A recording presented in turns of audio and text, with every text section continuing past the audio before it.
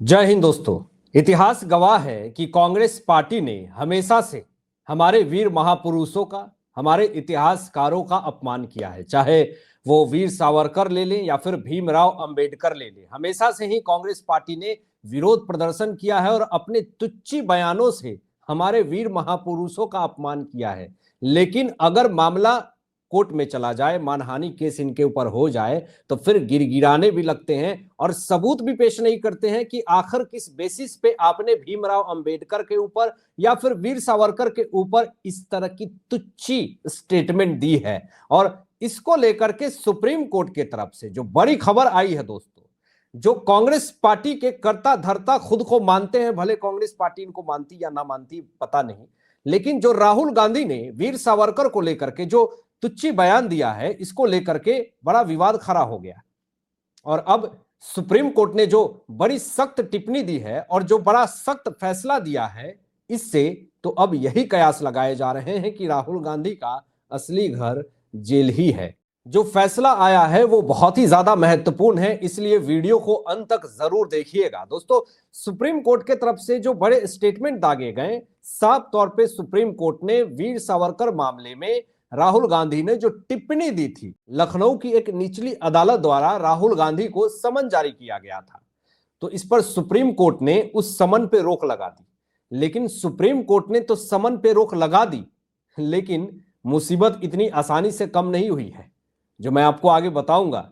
UP सरकार ने, उत्तर प्रदेश की सरकार ने जो बड़े सख्त कदम उठाए हैं वीर सावरकर पे आपत्तिजनक विवादित टिप्पणी देने के मामले में, राहुल गांधी की समस्या बहुत ज्यादा बढ़ चुकी है। लेकिन आप जरा देखें कि अदालत ने इस मामले की जो सुनवाई, जो समन जारी किया गया था लखनऊ अदालत की तरफ से, उस मामले में सुनवाई 4 सप्ताह के लिए स्थगित कर दिया गया है। सुप्रीम कोर्ट की तरफ से यह बड़ी स्टेटमेंट आई। और जिसने शिकायत दर्ज करी थी राहुल गांधी के खिलाफ, तो शिकायतकर्ता को समन रद्द करने की गांधी की याचिका पर जवाब दाखिल करने के लिए 2 सप्ताह का समय दिया गया है।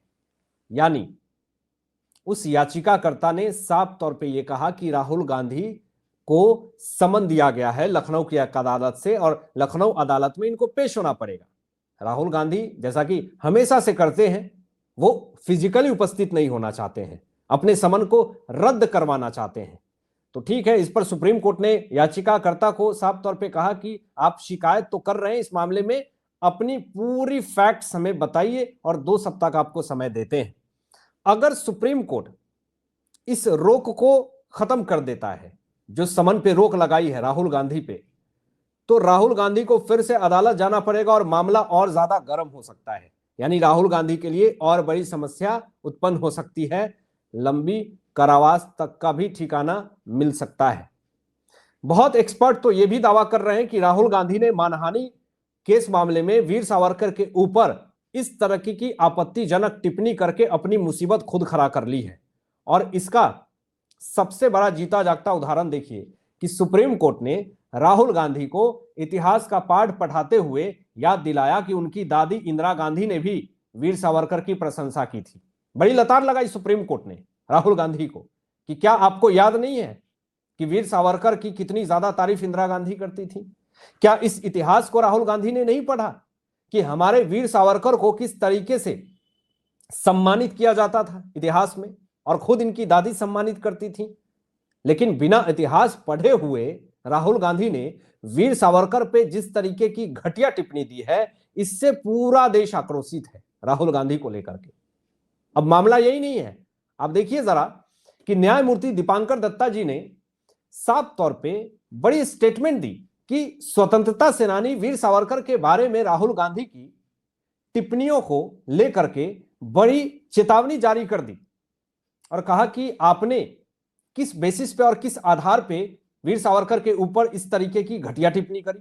आपके पास कोई सबूत है जिससे आप यह साबित कर सके कि ब्रिटिश से पेंशन लेते थे वीर सावरकर?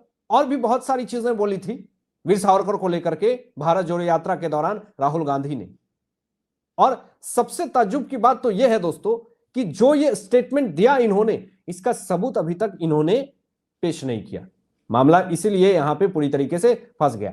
यहां पे आप देखें कि न्यायमूर्ति दीपांकर दत्ता और न्यायमूर्ति मनमोहन की पीठ ने राहुल गांधी को स्वतंत्रता सेनानियों और विशेषकर देश के कुछ हिस्सों में पूजनीय स्वतंत्रता सेनानियों के खिलाफ कोई भी अपमानजनक बयान देने से बचना चाहिए, ऐसी फटकार लगाई कि आप किसी भी इतिहासकारों के खिलाफ इस तरह का अपमानजनक टिप्पणी नहीं दे सकते हैं, वो भी बिना सबूत के। कोर्ट ने पहले भी फटकार लगाई थी और अभी भी सुप्रीम कोर्ट ने इनको फटकार लगाई है, और इसी से अब कयास ये लगाए जा रहे हैं कि सुप्रीम कोर्ट अगली बार जब शिकायतकर्ता की जब याचिका को सुनेगी तो बड़ी सख्त सजा का ऐलान हो सकता है राहुल गांधी पे, क्योंकि अब जिस तरीके का स्टेटमेंट दीपांकर दत्ता जी ने दिया है उसको आधार बना करके सुप्रीम कोर्ट जो है वो राहुल गांधी की बखिया उधेड़ेगी। आप जरा देखें कि पीठ ने इस बात पर जोर दिया है कि महाराष्ट्र में सावरकर की पूजा की जाती है और चेतावनी दी कि यदि ऐसी टिप्पणियां जारी हो रही तो गंभीर परिणाम भुगतने होंगे। महाराष्ट्र में पूजा जाता है दोस्तों वीर सावरकर जी को, और वहां पे जाकर के ताज्जुब इस बात का है कि राहुल गांधी ने वीर सावरकर के बारे में इस तरह की घटिया टिप्पणी करी, जिससे महाराष्ट्र की जनता तो आक्रोशित है ही। और आप जरा देखें यहां पे कि अदालत ने यह भी कहा कि हम किसी को भी हमारे स्वतंत्रता सेनानियों के खिलाफ बयान देने की इजाजत नहीं देंगे। अगली बार कोई कहेगा कि महात्मा गांधी अंग्रेजों के गुलाम थे तो इस पर तो राहुल गांधी तिलमिलाने लगेंगे। Your faithful servant, Mahatma Gandhi ने कहा, तो क्या वो ब्रिटिश के नौकर हो गए? अगर लोग कहने लगे कि अंग्रेजों के गुलाम रह चुके हैं, उनकी चाटुकारिता करते थे महात्मा गांधी, तो फिर राहुल गांधी तो बहुत ज्यादा बौखला जाएंगे। तो कोर्ट ने तो राहुल गांधी की औकात पूरी तरीके से दिखा दी कि आपको अगर महात्मा गांधी को लेकर के अगर स्टेटमेंट दिया जाता है या फिर उनके बारे में कुछ भी कहा जाता है तो आप तिल मिलाने लगते हैं। वैसे ही तो हर किसी के लिए वीर सावरकर भी एक महापुरुष की तरह होंगे, और ताज्जुब इस बात का है कि आप ऐसी जगह पे बात कर रहे थे जहां पे वीर सावरकर जी को पूजा जाता था। अभी मामला आगे और ज्यादा बढ़ गया जब दीपांकर दत्ता जी ने साफ तौर पे ये स्टेटमेंट दिया कि हमारे स्वतंत्रता सेनानियों के साथ ऐसा व्यवहार नहीं किया जाना चाहिए, उन्होंने हमें आजादी दिलाई। लेकिन राहुल गांधी को तो फर्क ही नहीं पड़ता है, इनको बस ये लगता है कि गांधी परिवार का महिमा मंडल होना चाहिए। भीमराव अंबेडकर जी ने, वीर सावरकर जी ने, भगत सिंह ने, चंद्रशेखर आजाद ने ये सब कुछ नहीं किए, और इसीलिए उनका अपमान होता है। और इसीलिए कोर्ट ने इनको लतार लगाते हुए ये बात कही कि इनको ऐसा लगता है कि सिर्फ और सिर्फ गांधी परिवार ने ही इस भारत देश को योगदान दिया है, आजादी दिलाई है। सबकी मिली भगत, हमारे वीर महापुरुषों जो मिल करके भारत देश को आजाद करवाएं, आप उनका अपमान कर रहे हैं। इसलिए कोर्ट ने बहुत बड़ी फटकार लगाई। और आगे देखिए, न्यायाधीश ने यहां तक पूछा कि श्री गांधी को महाराष्ट्र में यह बयान देने के लिए क्या प्रेरित किया, जहां सावरकर को भगवान के रूप में पूजा जाता है, वहां पे इस तरह का घटिया टिप्पणी दे? क्या ऐसी मजबूरी थी जहां पे महाराष्ट्र में इनकी महिमा मंडल होती है, वीर सावरकर की पूजा करते हैं लोग, आप वहां पे आप उनके खिलाफ इस तरह का टीका टिप्पणी दे रहे हैं? महाराष्ट्र में अगर पूजा जाता है तो सिर्फ क्या वहां पे ही उनकी तारीफ होनी चाहिए? मैं इससे सहमत नहीं हूं। भारत के हर एक किसी कोने में वीर सावरकर जी के बारे में गलत नहीं बोला जाना चाहिए, और अगर आप कोई भी बात बोल रहे हैं तो उसके आधार भी होने चाहिए, सबूत होने चाहिए कि आप किस बेसिस पे आप ये स्टेटमेंट दे रहे हैं। आगे दोस्तों, यहां पे न्यायमूर्ति दत्ता जी ने राहुल गांधी के वकील से पूछा कि आपके मुवक्किल को पता है कि महात्मा गांधी ने भी वायसराय को संबोधित करते समय आपका वफादार सेवक शब्द का इस्तेमाल किया था? जब राहुल गांधी के वकील से पूछा गया तो इनके पास कोई सवाल का जवाब ही नहीं था। उस वक्त ये लगे तिल मिलाने। और अब देखिए जरा यहां पे यूपी सरकार ने, योगी सरकार ने बड़ा सख्त कदम उठाया है। एक बड़ा स्टेटमेंट दिया कि जानबूझ करके नफरत फैलाई जा रही है राहुल गांधी की तरफ से। योगी की सरकार ने सुप्रीम कोर्ट से सावरकर मानहानि मामले में राहुल गांधी के खिलाफ जारी समन रद्द न करने का आग्रह किया है कि राहुल गांधी का समन रद्द नहीं होना चाहिए, इनको समन दीजिए। लखनऊ की अदालत ने अगर समन दिया है तो इनको कोर्ट में पेश होना होगा। इन्होंने किस बेसिस पे, किस आधार पे वीर सावरकर जी का अपमान किया, उसका पूरा सबूत इनको पेश करना होगा।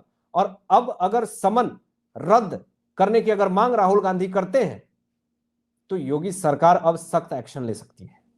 राहुल गांधी की समस्या बढ़ गई। अब राहुल गांधी को लखनऊ की अदालत में अगर पेश होना पड़ा तो फिर वहां से राहुल गांधी को एक बड़ा झटका लग सकता है।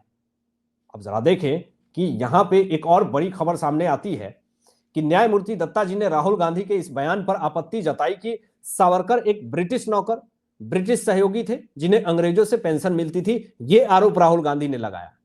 भारी विद्रोह शुरू हो गया राहुल गांधी के इस बयान से, और निचली अदालत ने राहुल गांधी को तलब करते हुए टिप्पणी की थी कि इस बयान से उन्हें सावरकर के खिलाफ समाज में नफरत और दुर्भावना फैलाई है।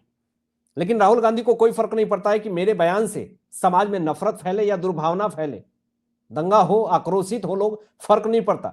इन्हें अपने लोगों को खुश करना है। आपकी क्या राय इन तमाम विषयों पर अपने विचार व्यक्त कीजिएगा और मिलते हैं लेटेस्ट ब्रेकिंग एनालिसिस के बाद। तब तक अपना ध्यान रखें, ख्याल रखें। सत्यमेव जयते। जय हिंद।